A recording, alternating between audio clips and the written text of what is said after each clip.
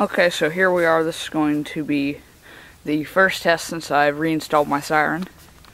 As you can see, I've moved the radio antenna higher, and it's also mounted on a hinge now, so it's much easier to take down. And we're going to test the remote activation here on my phone, so here we go. Hello, this is the OK.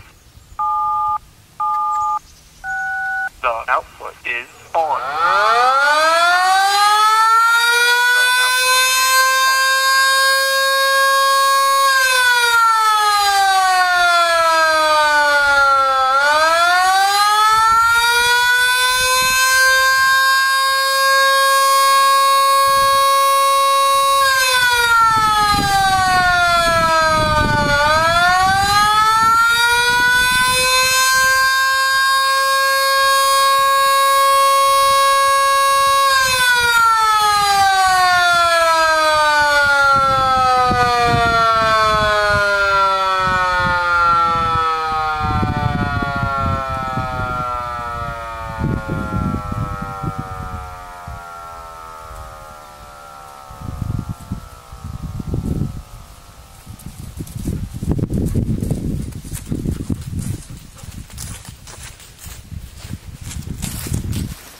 So that's it.